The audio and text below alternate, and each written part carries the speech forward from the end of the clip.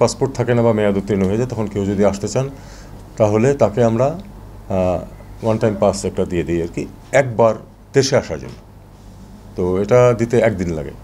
কাজে এটা উনি যদি আজকে বলেন যে উনি আসবেন, আগামীকাল আমরা এটা দিয়ে পরশুদিন উনি প্লেনে উঠতে পারবেন, কোনো অসুবিধা নেই। এটা ওনার নিজের ব্যাপার।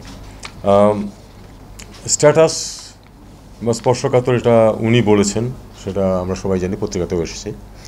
আমার জ্ঞান এই পর্যন্তই। আমি শুধু এটুকু বলতে পারি যে বাংলাদেশ সরকারের পক্ষ থেকে কোনো বিধিনিষেধ নেই, উনি আসতে পারেন। তারেক রহমান সাহেবের দেশে আসার ব্যাপারে আগ্রহ আছে কি নাই সেটা আপনাদের মাধ্যমে আমি জানি, কারণ পত্রপত্রিকাতে যেটুকু আসে। আমার কাছে আলাদাভাবে কোনো ধরনের কোনো তথ্য নাই এ ব্যাপারে।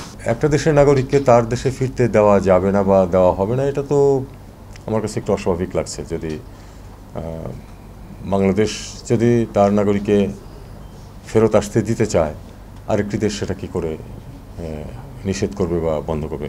বাট এটা একেবারেই একটা বিষয় যেটা সম্বন্ধে আসলে আমার যেহেতু নলেজ নেই, আমি এর আর বেশি কিছু এটা নিয়ে বলতে চাই না। তারেক সাহেব তো এখানে উপস্থিত না থেকেও সত্যিকার অর্থে বিএনপির নেতৃত্ব তার হাতেই ছিল।